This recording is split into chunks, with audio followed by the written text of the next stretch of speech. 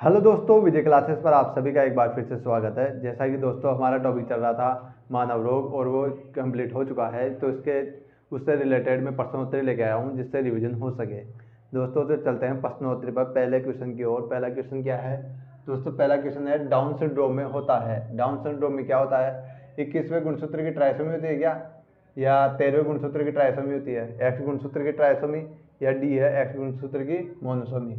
दोस्तों मैंने बताया था कि डाउन सिंड्रोम में होगा क्या, डाउन सिंड्रोम में होगा 21वें गुणसूत्र की अपनी ट्राइसोमी हो जाएगी। अब ट्राइसोमी मोनोसोमी मैंने बताया था क्या होता है। ट्राइसोमी होती है अगर गुणसूत्र कितने गुणसूत्र होते हैं? 46। 46 प्लस में एक हो गया तो हो गया अगर ट्राइसोमी। 46 प्लस में 2 हो गया क्या हो जाएगा? टेट्रासोमी। ठीक है। और 46 माइनस में एक हो गया तो कितना होगा? मोनोसोमी। और 46 माइनस में 2 होगा तो क्या होगा? नलिसोमी। ठीक है। तो 13वें गुणसूत्र की क्या होगी? ट्राइसोमी में कौन सा ये पटाव हो गया। पटाव सिंड्रोम कौन है? 13वें गुणसूत्र की ट्राइसोमी में। एक्स गुणसूत्र की ट्राइसोमी में कौन सा रोग होगा दोस्तों? क्लाइनफेल्टर सिंड्रोम, जिसमें वो बनते हैं क्या? ट्रांसजेंडर। तो इसमें क्लाइनफेल्टर सिंड्रोम हो गया। एक्स गुणसूत्र की मोनोसोमी हो जाएगी तो क्या होगा? एक्स गुणसूत्र की मोनोसोमी का मतलब एक्स जीरो, मैंने बताया था जीरो। देखो गोल वाला तो टर्नर, टर्नर से याद ना, tunnel tunnel tunnel Turner syndrome. X गुणसूत्र की मोनोसोमी होगी तो टर्नर सिंड्रोम। दूसरे क्वेश्चन की ओर बढ़ते हैं। क्लाइनफेल्टर सिंड्रोम में होता है। क्लाइनफेल्टर सिंड्रोम में क्या होगा दोस्तों? एक्स गुणसूत्र की ट्राइसोमी होगी क्या? बी वाई गुणसूत्र की टेट्रासोमी होगी।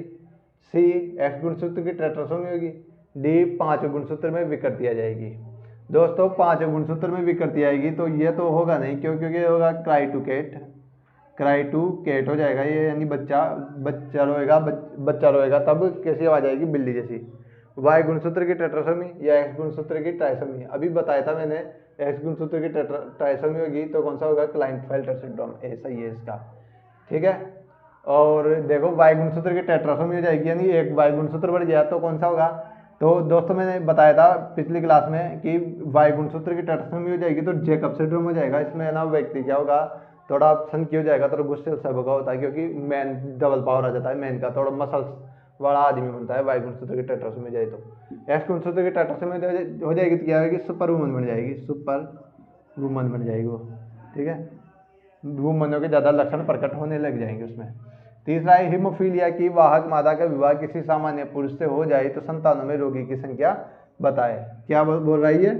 हीमोफीलिया क्या होता है? पहली बात तो हीमोफीलिया होता है इसमें रक्त का थक्का नहीं जमता। ठीक है। इसे बोलते हैं शाही रोग। क्यों बोलते हैं शाही रोग? क्योंकि यह ब्रिटेन की रानी को यह रोग है, इसलिए।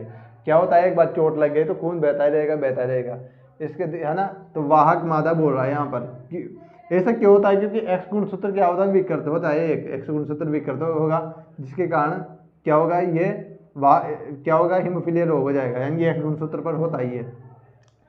यह एक एक्स गुणसूत्र पर होगा तो मादा क्या हो जाएगी? मादा होगी वाहक। अगर दोनों ही एक्स पर होंगे तो मादा क्या हो जाएगी? रोगी।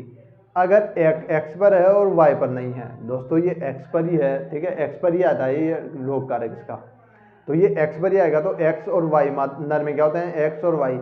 एक्स पर आ गया रोग कारक तो क्या हो जाएगा दोस्तों? तो एक्स का कारक आ गया, वाई किसी काम का नहीं रहा तो क्या हो जाएगा? तो ये रोगी नर तो इसका मतलब हमेशा रोगी रहेगा और मादा वाहक हो सकती है। इसका मतलब ये क्या कर रहा है? हीमोफीलिया की वाहक मादा। वाहक मादा का मतलब ये वाहक मादा हो गई। यहाँ पर मैंने यहाँ पर डॉट लगाया वाहक मादा। अगर मैं बोलता रोगी मादा तो डबल डॉट लगाता, पर यहाँ पर वाहक मादा आ रही है तो मैं एक ही डॉट लगाऊंगा, है ना। रोगी मादा होती तो डबल डॉट आता है। का विवाह है किससे हो रहा है? सामान्य पुरुष से। ये रहा सामान्य पुरुष, पुरुष सामान्य है यहाँ पर।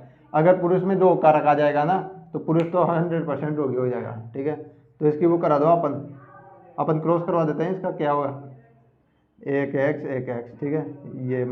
ये वाहक आ गई, ये दूसरा एक एक्स और ये वाई।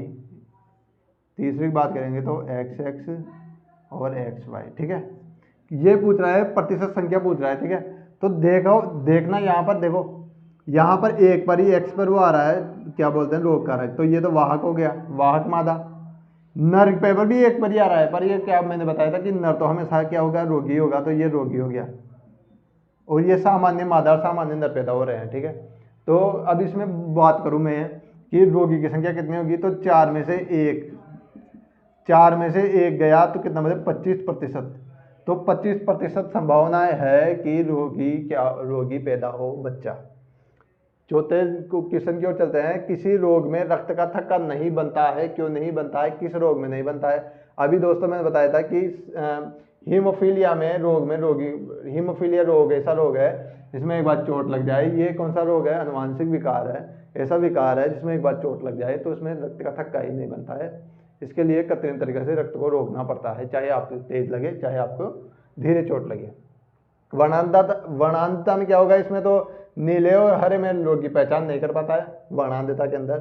सुपर फीमेल मैंने बताया था कि फीमेल के ज़्यादा वो आ जाए, फीमेल के ज़्यादा लक्षण आएंगे, जैसे सुपर फीमेल बोलते हैं। क्यों बोलते हैं? एक एक्स क्या हो जाएगी? टेट्रासोमी हो जाएगी। ये हो गया, है ना। इसकी सिकल सेल एनीमिया में क्या होगा? इसमें भी आरबीसी विकृत होती है सिकल सेल एनीमिया के अंदर भी। अब बढ़ते हैं, चौथे हो गया, पांचवे हो गया। पांचवे क्वेश्चन की ओर बढ़ते हैं। क्या संक्रामक रोग कौन सा है इसमें से? संक्रामक रोग कौन सा होगा इसमें से? टीबी है कि संक्रामक रोग? कोरोना है कि संक्रामक रोग? ये संक्रामक रोग नहीं है, होगा। टीबी है कि संक्रामक रोग? हाँ है टीबी। कोरोना भी है क्या? हाँ कोरोना भी संक्रामक है। कैंसर संक्रामक है क्या दोस्तों? कैंसर संक्रामक नहीं है दोस्तों। एड्स संक्रामक है क्या दोस्तों? एड्स भी संक्रामक नहीं है। तो इसका आंसर कौन सा होगा दोस्तों? इसका यहाँ पर एक ऑप्शन गलत लगा हुआ है, कोरोना नहीं आना चाहिए था यहाँ पर, तो फिर टीबी हो जाएगा इसका आंसर। ठीक है, तो यहाँ पर लगा देता हूँ मैं हीमोफीलिया या वर्णांतता लगा दो, आप टनल फेल सिंड्रोम लगा दो। तो टीबी क्या होगा? संक्रामक रोग है और संक्रामक रोग नहीं है टीबी। अगले क्वेश्चन की ओर बढ़ते हैं दोस्तों। टीबी रोग का रोग कारक है वह मुख्यतः संक्रमित अंग होता है। यानी कि टीबी का कौन सा रोग कारक है? जीवाणु जनित रोग है टीबी। पहली बात जीवाणु जनित रोग है, पहली बात हो गई। टीबी क्या हो गया? माइकोबैक्टीरियम ट्यूबरकुलोसिस हो गया। ठीक है, तो टीबी रोग का रोग कारक कौन सा है यह बताना है आपको। और क्या बताना है? वह मुख्यतः संक्रमित अंग, किसको संक्रमित करता है टीबी? मैंने बताया था दोस्तों टीबी किसको मुख्यतः तो फेफड़ों को संक्रमित करता है, पर यह टीबी कहाँ पर भी हो सकता है? हड्डियों को संक्रमित कर सकता है, गला देता है हड्डियों को भी, पर ज़्यादातर तो किसको संक्रमित करता है? फेफड़ों को संक्रमित करता है। तो रोग कारक कौन सा हो गया? कॉर्निबैक्टीरियम डिप्थीरिया ये हो गया क्या? जी नहीं, ये तो डिप्थीरिया रोग का रोग कारक कौन सा है? डिप्थीरिया का रोग कारक कौन सा है? रोगजनक कौन सा है? कॉर्निबैक्टर डिप्थीरिया। विब्रियो कोलेरी हैजा का हो गया, ये भी नहीं हो गया। चलो, साल्मोनेला टाइफी आंत को प्रभावित कर रहा है, किसका होगा? टाइफाइड का हो गया।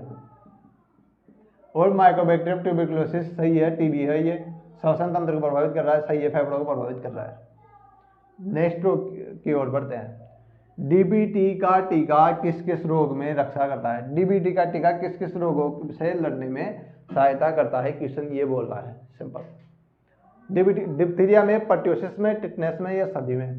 दोस्तों डिप्थीरिया की डीपीटी की फुल फॉर्म क्या है? डिप्थीरिया, पर्ट्यूसिस और टिटनेस। तो ये तीनों ही रोगों में रक्षा कर रहा है, तो यहाँ पर डी आएगा इसका आंसर डीपीटी में। आठवें क्वेश्चन की ओर बढ़ते हैं। क्या टिटनेस रोग शरीर के किस अंग को प्रभावित करता है? वह टीका कौन सा लगेगा? इसके अंदर टीका कौन सा चाहिए? टिटनेस रोग किसको प्रभावित कर रहा है? टिटनेस जिसे बोलते हैं लोग जो भी बोलते हैं, क्योंकि इसमें लोग हो जाती है, जो मांसपेशियों को प्रभावित करता है, तंत्रिका तंत्र को प्रभावित कर देगा। ठीक है, तो तंत्रिका तंत्र को प्रभावित कर देगा। ठीक है, डीबीटी का टीका तो लगता है भाई साहब, लगेगा। टिटनेस में डीबीटी का टीका लगता है, बचपन के अंदर लगता है। लेकिन आगे बढ़ते हैं, एक बार ऑप्शन को पूरे देखेंगे। श्वसन तंत्र या एटीएस श्वसन तंत्र को प्रभावित नहीं करता टिटनेस, टीबी प्रभावित करता है, कोरोना प्रभावित करता है। ठीक है, खूब सारे रोग प्रभावित करते हैं श्वसन तंत्र को, तो पर टिटनेस में नहीं होता। आंत को प्रभावित कर रहा है क्या दोस्तों? आंत को प्रभावित नहीं कर रहा। टेब आंत को तो देखो दोस्तों, वो टिटनेस टाइफाइड प्रभावित करता है, और इसमें टेब का भी लगता है। टेब यानी typhoid A, typhoid, paratyphoid A और बी, टेब का फुल फॉर्म हो गई है। डी तंत्रिका तंत्र को प्रभावित कर रहा है क्या? हाँ, तंत्रिका तंत्र को तो भाई साहब प्रभावित कर रहा है। डीबीटी भी सही है, डिप्थीरिया, पर्टूसिस और टिटनेस। फिर एक और लिखा हुआ है यहाँ पर नाम, कौन सा? एटीएस। एटीएस सही है, एटीएस लगता है, यानी डीबीटी का टीका तो बचपन में लगता है, पर आपकी जब चोट लगती है दोबारा तो फिर ऐसे बोला जाता है कि टेटनस का टीका लगा दो, तब वो एटीएस लगता है। कौन सा? Anti tetanus serum. ठीक है, अब बढ़ते हैं 90 रोग की ओर। इस क्वेश्चन की ओर, इसमें से जीवाणु जनित रोग नहीं है, निम्नलिखित में से जीवाणु जनित रोग नहीं है। डिप्थीरिया सही है, पर्ट्यूसिस, टीबी या फाइलेरिया। दोस्तों फाइलेरिया कृमि जनित रोग है। ठीक है, फाइलेरिया हाथी पांव, तो इसमें फाइलेरिया आंसर होगा। 10वें क्वेश्चन की ओर बढ़ते हैं। माइक्रोबैक्टीरियम लेप्रे रोग कारक से रोग होता है। माइक्रोबैक्टीरियम लेप्रे कौन सा रोग करेगा? लेप्रेसी या कुष्ठ रोग पैदा कर देगा। है क्या? बोटुलिज्म नहीं है, क्लोस्ट्रिडियम बोटुलिज्म नाम है इसका, तो रोग कारक का। लेप्रोसी सही है, लेप्रोसी होगा। टीबी का ट्यूबरकुलोसिस। ठीक है, ये हो गया टीबी का माइक्रोबैक्टीरियम ट्यूबरकुलोसिस। गोनेरिया क्या हो गया? नहीं, गोनेरिया भी नहीं होगा। ठीक है, तो आंसर होगा बोटुलिज्म 10वां क्वेश्चन का। अब बढ़ते हैं 11वें क्वेश्चन की ओर।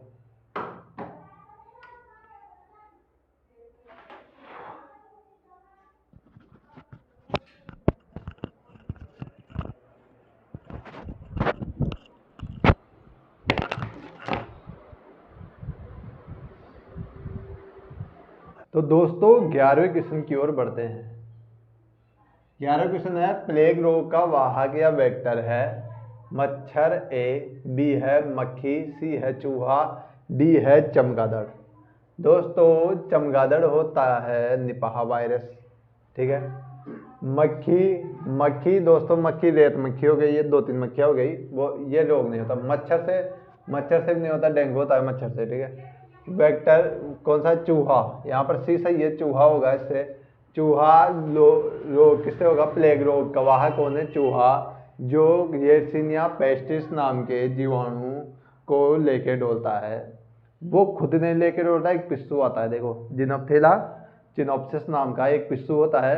उस पिस्सू होता है किसके ऊपर? चूहे के ऊपर। और चूहा ले है ना, तो वो पिस्सू लेके डोल रहा है किसको? येरसिनिया पेस्टिस को। तो इसका आंसर कौन सा होगा? सी, प्लेग रोग का रोगवाहक है चूहा। जैविक हथियार के रूप में किस जीवाणु का प्रयोग करते हैं? यानी जैविक हथियार के रूप में किस जीवाणु का यूज में लेते हैं? क्वेश्चन ये कह रहा है किसका लेते हैं? जैविक हथियार कौन से होते हैं दोस्तों? वो हथियार जो बायो जीवाणुओं से या वायरस से तैयार किए जाते हो, और जो सेना में, जो युद्ध के समय किसी को सेना को बीमार करने के लिए या किसी व्यक्ति को बीमार करने के लिए छोड़ जाते हो किसी पर्टिकुलर एरिया में। ठीक है, तो कौन सा हो गया? जैविक हथियार के रूप में किस जीवाणु को प्रयोग करते हैं? एक ए है डिप्लोकोकस न्यूमोनियाई, या जिसे न्यूमोनिया भी कहते हैं। येरसिनिया पेस्टिस, येरसिनिया पेस्टिस से क्या नहीं, ये तो येरसिनिया पेस्टिस कौन सा है? मैंने बताया था प्लेग का, तो ये तो होगा ही नहीं, ये तो इसे काट दो। ट्रेपोनिमा पेलिडम, ट्रेपोनिमा पेलिडम है क्या दोस्तों? नहीं है ट्रेपोनिमा पेलिडम भी। ठीक है, बैसिलस एंथ्रेसिस रोग होता है किससे? जैविक हथियार के रूप में जीवाणु को प्रयोग करते हैं तब। एड्स रोग का पता लगाने के लिए परीक्षण कौन सा किया जाता है? पीसीआर किया जाता है। पॉलीमरेज चेन रिएक्शन हो गया पीसीआर, तो पीसीआर नहीं की जाती। पीसीआर किसमें की जाती है? सार्स वायरस की जांच के लिए पीसीआर की जाती है। ठीक है, सिक परीक्षण किया जाता है क्या? नहीं, सिक परीक्षण किया जाता है डिप्थीरिया की जांच के लिए। तो इसमें एलिसा लिखा हुआ है, एलिसा हो सकता है क्या? एलिसा ही है दोस्तों, ए सही है एलिसा, बहुत इंपॉर्टेंट क्वेश्चन है एलिसा। ठीक है, एंजाइम फुल फॉर्म हो गया एंजाइम लिंक्ड इम्यूनो सॉल्वेंट एसे। ठीक है, तो इसका आंसर कौन सा होगा? 13वें का ए। दोस्तों 14 क्वेश्चन है, पोलियो रोग में कौन सा अंग प्रभावित होता है वह रोगजनक है? फ्लेविराइबो वायरस, जिसमें प्लेटलेट्स प्रभावित होती है। बी है पोलियो माइलोलाइटिस, या जिसमें तंत्रिका तंत्र, पेशिया और बोन मैरो प्रभावित हो रही है। सी है रूबेला वायरस, जिसमें स्किन प्रभावित हो रही है। और डी है पैरामिक्सो वायरस, जिसमें लार ग्रंथि प्रभावित हो रही है। दोस्तों फ्लेवी वायरस की बात करूंगा तो ये डेंगू में होगा, जो प्लेटलेट्स को प्रभावित करेगी। बी है पोलियोमाइलाइटिस। दोस्तों इसका सही है, बी सही है पोलियोमाइलाइटिस। देखिए दोस्तों जीवाणु जनित रोग हो गए हैं या वायरस जनित, इसमें ना देखो नाम से पता चला है पोलियो माइलाइटिस तंत्रिका तंत्र को प्रभावित करती है, पेशियों को और बोन मैरो को प्रभावित कर देगी। रूबेला वायरस किसको प्रभावित करेगा? एक तो जर्मन रूबेला होता है रूबेला वायरस से, और एक कौन सा होगा? एक खसरा होगा जो स्किन रोग को धब्बे बना देता है। ठीक है, मैंने बताया था पिछली क्लास में, आप पिछली क्लास में देख सकते हो। डी है पैरामिक्सो वायरस की, जिससे लार ग्रंथि प्रभावित होती है। दोस्तों ये भी नहीं होगा। ठीक है, 15वां क्वेश्चन है, तंत्रिका तंत्र को खत्म कर देता है कौन सा रोग है जो तंत्रिका तंत्र को पूरी तरफ से खत्म कर देगा? रेबीज है क्या? रेबीज नहीं होगा दोस्तों, रेबीज में तो कौन सा मांसपेशियां प्रभावित होगी और तंत्रिका तंत्र प्रभावित होगा। डेंगू में प्लेटलेट्स कम हो जाएगी। पोलियो में क्या प्रभावित होगा, मसल सेल्स प्रभावित होगी और तंत्रिका तंत्र प्रभावित होगी। एड्स सही है क्या, एड्स सही है दोस्तों। एड्स में क्या प्रभावित होगा, एड्स का रोग भाग HIV हो गया, ह्यूमन इम्यूनो वायरस हो गया, ह्यूमन इम्यूनो डिफिशियंसी वायरस। और एड्स की full form acquired immuno deficiency syndrome, ठीक है। तो इसका HIV की बात करूंगा तो HIV सही होगा इसका। इसमें क्या होगा, प्रतिरक्षा तंत्र को बिल्कुल कमजोर कर देता है, ठीक है। बहुत खतरनाक बीमारी है, मैंने फुल डिटेल बताए थे इसकी भी क्लास में। पोलियो भारत से उन्मूलित कब हुआ, पोलियो भारत से खत्म कब हुआ, 24 अक्टूबर को हुआ है, 28 जुलाई को हुआ है, 27 दिसंबर को हुआ है, 10 जुलाई को हुआ है। दोस्तों 24 अक्टूबर के दिन पोलियो को भारत से उन्मूलित हो गया है पोलियो, ठीक है। इसमें 2 वैक्सीन दी जाती है, एक तो OPV ओरल पोलियो वैक्सीन और एक IPV है ना, इनएक्टिव पोलियो वैक्सीन। 28 जुलाई हो सकता है क्या, 28 जुलाई को तो हेपेटाइटिस डे मनाया जाता है, 28 जुलाई कैसे हो सकता है हेपेटाइटिस डे 28 जुलाई। 27 दिसंबर को नहीं हो सकता दोस्तों, मेरा बर्थडे क्योंकि 10 जुलाई को नहीं होगा। 17वें क्वेश्चन की ओर अपन बढ़ते हैं आगे। कौन सा, किस रोग में पानी से डर लगता है, किस रोग है जो उसमें पानी से डर लगेगा, रेबीज में, पोलियो में, हेपेटाइटिस में या नन ऑफ दिस। हेपेटाइटिस में डर लगता है क्या दोस्तों, हेपेटाइटिस में नहीं लगता, क्यों, इसमें जॉन्डिस टाइप से हो जाता है तो इसमें डर नहीं लगेगा। पोलियो में क्या होती है, हाथ पैर क्या होते हैं, थोड़े मुड़ जाते हैं, ठीक है, थोड़े के मतलब बहुत ज्यादा मुड़ जाते हैं। आपने देखा होगा विकलांगों को जो पोलियो रोग से ग्रसित होते हैं। ए रेबीज सही है, क्योंकि इसके अंदर कुत्ते के काटने, बंदर, कुत्ते हो गया, बंदर हो गया, ठीक है, चूहा भी हो गया, ठीक है, इंस और क्या हो गया है ना, तो इनसे काटने से रेबीज फैलता है, ठीक है। ए रेबीज सही है। किस रोग से पानी से डर लगता है, रेबीज रोग में, जिसे कुत्ते के काटने से रेबीज रोग फैलता है। 18वां, हेपेटाइटिस रोग में कौन सा तंत्र प्रभावित होता है, वह किस प्रकार का वायरस सबसे खतरनाक है, ठीक है। यकृत प्रभावित होता है कि दोस्तों, यकृत प्रभावित होता है, ठीक है। और हेपेटाइटिस सी खतरनाक है क्या, नहीं, यकृत प्रभावित होता है, हेपेटाइटिस भी खतरनाक है क्या, जी सही है। तो ये और को देखने की जरूरत नहीं है, प्रतिरक्षा तंत्र तो इसमें एड्स में हो रहा है, सी तो है ही नहीं बिल्कुल ही। वेरिसेला वायरस से रोग होता है दोस्तों, अगला क्वेश्चन है, वेरिसेला वायरस से कौन सा रोग होता है, छोटी माता, चेचक, चिकनपॉक्स या ए व सी।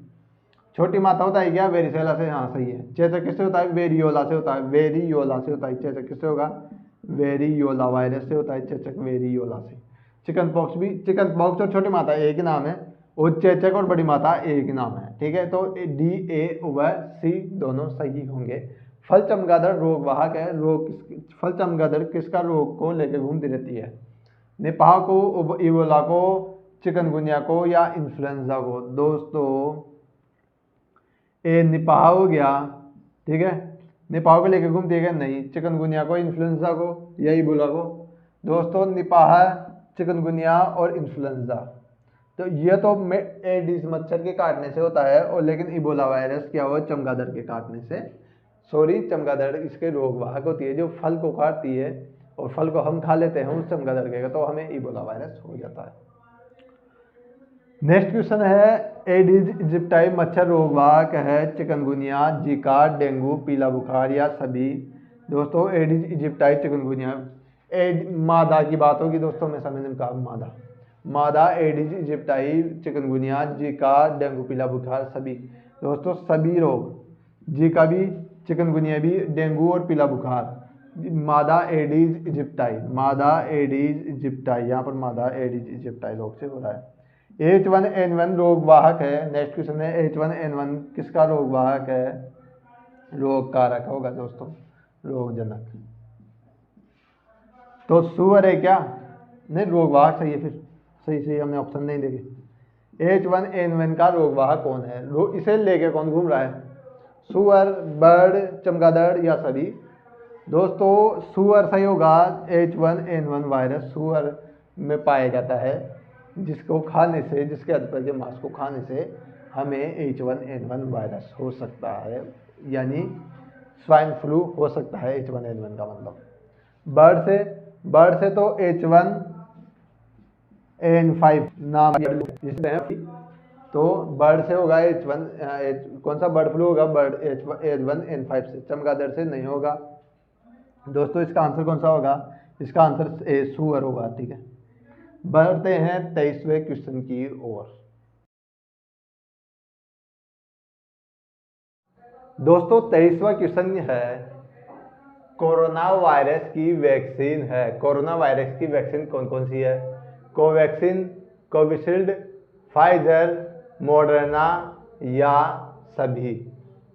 दोस्तों कोरोना वायरस की वैक्सीन कोवैक्सीन भी है, कोविशील्ड भी है, फाइजर भी है, मॉडर्ना भी है और स्पुतनिक 5 भी या स्पुतनिक वी भी है। तो इसमें ई आएगा सभी। दोस्तों 24वें क्वेश्चन की ओर बढ़ते हैं कि कोविड-19 में शरीर का कौन सा तंत्र प्रभावित होता है? बोन मैरो प्रभावित होती है या नहीं दोस्तों? तंत्रिका तंत्र नहीं दोस्तों। तो श्वसन तंत्र प्रभावित होता है, जी हाँ, फेफड़ों में संक्रमण हो जाता है, किसमें? कोरोना के अंदर। ठीक है दोस्तों, अगला क्वेश्चन है 25वां, मलेरिया का रोगवाहक व रोगकारक है। मलेरिया का रोगवाहक व रोगकारक है कौन कौन सा है? सुअर एंड H1N1, बी है मादा एनाफिलिस एंड प्लाज्मोडियम, सी है सीसी मक्खी या ट्रिपेनोसोमा गैम्बियंस, डी है लिस्मानिया डोनोवानी जो रेत मक्खी से फैलता है। दोस्तों लिस्मानिया डोनोवानी जो रेत मक्खी से फैलता है उससे तो होगा कालाजार, कालाजार। ठीक है, और सीसी मक्खी या ट्रिपेनोसोमा से होगा ट्रिपेनोसोमियासिस या निद्रा रोग, निद्रा रोग बोलूंगा मैं से, निद्रा रोग। और सुअर व H1N1 से तो होगा स्वाइन फ्लू। दोस्तों मैं यहाँ पर गोला बना रहा हूँ, इसे मत मानना। ठीक है, मादा एनाफिलिस एंड प्लाज्मोडियम से होगा, सही है, मलेरिया रोग होता है मादा एनाफिलिस के काटने से, जो प्लाज्मोडियम आपके रक्त में छोड़ देती है। ठीक है, इससे क्या होगी? आरबीसी की संख्या कमी हो जाएगी और आपको ठिठुरन बड़ी लगेगी। 26वां क्वेश्चन है, पायरिया रोग कारक है। पायरिया का रोग कारक कौन सा है? ए है अमीबा जिंजिविलिस, बी है एंटामीबा हिस्टोलाइटिका, सी है डिस्लेस्मानिया डोनोवानी और डी है एस्केरिस। दोस्तों अमीबा जिंजिविलिस से पायरिया रोग होता है, जिससे दांतों में संक्रमण, दांतों व मसूड़ों में संक्रमण हो जाता है। इससे क्या होता है? खून बहने लग जाता है, किससे? दांतों से। लिस्मानिया डोनोवानी से कौन सा रोग होगा? कालाजार बताया था अभी। एंटी अमीबा हिस्टोलाइटिका से अमीबिया पेचिस होता है, इसमें उल्टी दस्त हो जाते हैं, अमीबिया पेचिस। प्रोटोजोआ जनित रोग है पायरिया भी। अमीबा जिंजिविलिस, लिस्मानिया डोनोवानी, एस्केरिस कर्मी जनित रोग है। एंटामीबा हिस्टोलाइटिका भी किसका रोग है? ये प्रोटोजोआ जनित रोग है। 27वां क्वेश्चन क्या है? मादा क्यूलेक्स मच्छर के काटने से कौन सा रोग होगा? निद्रा रोग होगा क्या? दोस्तों मैंने बताया था अभी, कहाँ पर? सीसी मक्खी के काटने से कौन सा होता है? निद्रा रोग होता है, तो ये तो नहीं होगा। सी मलेरिया किससे होगा? अभी मैंने बताया मादा एनाफिलिस के काटने से होगा, तो यहाँ तो क्यूलेक्स मच्छर है। कौन सा मच्छर है? क्यूलेक्स, वो भी मादा। मलेरिया होगा क्या? मलेरिया भी बता ही दिया। फाइलेरिया होगा? जी हाँ, फाइलेरिया होगा, जिसे हाथी पाँव भी बोलते हैं, जो मादा क्यूलेक्स मच्छर के काटने से होता है। इसमें क्या होता है? पैर क्या होगा? पैर सूज जाएगा, हाथी के जैसे दिखने लग जाएगा, इसलिए क्या बोलते हैं? हाथी पाँव या सलतपत के नाम से भी अपन जानते हैं। 28वां क्वेश्चन है, किस रोग में बायोलॉजिकल क्लॉक प्रभावित होती है? ट्रिपेनोसोमियासिस में होगी, या बी एस्केरिस में होगी, सी टेनियसिस में होगी, या डी ड्रैकनक्यूलोसिस में होगी। दोस्तों ड्रैकनक्यूलोसिस रोग क्या हो गया, जिसे नारू रोग के नाम से भी जानते हैं, नारू रोग, जिसे नारू रोग के नाम से भी अपन जानते हैं, जो होगा ड्रैकनक्यूलोसिस। एस्केरिस क्या होगा? बच्चे के पेट में क्या होते हैं? कीड़ा पड़ जाते हैं ना, उसे एस्केरिस बोलते हैं। टीनियसिस में टीनिया फीताकृमि आएगा इसमें। ट्रिपेनोसोमियासिस सही होगा, इसमें आंसर ए सही है, ट्रिपेनोसोमियासिस, जिसे बोलते हैं क्या? निद्रा रोग। 29वां क्वेश्चन क्या है? दाद खाज खुजली क्या है? दाद खाज खुजली किसके संक्रमण से होती है? प्रोटोजोआ से, कवक से, वायरस से, या डी जीवाणु से? दोस्तों मैंने बताया था कि कवक के संक्रमण से दाद खाज खुजली दमा यह रोग होते हैं। गंजा दामाद खाए फ्रूट, ये इसकी ट्रिक भी है। 30वां क्वेश्चन है, लिस्मानियोसिस के संक्रमण से कौन सा रोग होता है? सॉरी, लिस्मानियोसिस में, लिस्मानियोसिस किस रोग, किस जीवाणु से, सॉरी, लिस्मानियोसिस किसके संक्रमण से कौन सा रोग होता है? ठीक है, तो वायरस, बी जीवाणु, सी विषाणु, डी प्रोटोजोआ। डी दोस्तों डी सही है, इसमें प्रोटोजोआ आएगा। 31वां, गलगंडे का रोग किसको प्रभावित करता है? मसूड़ों को, थायराइड ग्रंथि को, यकृत को, या लार ग्रंथि को? दोस्तों थायराइड ग्रंथि, जिसमें गला सूज जाता है, जो आयोडीन की कमी से होता है, वो किससे प्रभावित होता है? वो गलगंड रोग कहलाता है, जो थायराइड ग्रंथि क्या हुई इसमें सूज जाती है। थायराइड ग्रंथि के सूजने से कौन सा रोग होता है? गलघंटू रोग होता है, जो आयोडीन की कमी से होता है। दोस्तों मैं थायराइड ग्रंथि के बारे में और डिटेल से बताऊंगा। वो कब बताऊंगा? जब हम ह्यूमन बॉडी के बारे में यानी मानव शरीर के बारे में पढ़ रहे होंगे। 32वां क्वेश्चन की ओर चलते हैं। मानव गुर्दे में पथरी बनी होती है। मानव गुर्दे में पथरी बनी होती है, यानी किडनी में पथरी किससे बनती है? किससे बनती है? बनी नहीं होती दोस्तों, बनती है। ठीक है, यानी कि ये भी रोग ही है। तो किससे बनती है? NaCl से बनेगी क्या? NaCl तो दोस्तों नमक है, नमक से कैसे बन जाएगी? बी सही है, कैल्शियम ऑक्जेलेट की बनी होती है पथरी, कैल्शियम ऑक्जेलेट की। कैल्शियम ऑक्जेलेट की मानव में पथरी बनी होती है, जो किडनी में बनती है। ठीक है, तो दोस्तों आज के लिए इतना ही। मिलते हैं नेक्स्ट क्लास में नए टॉपिक के साथ। तो आज विदा चाहूँगा।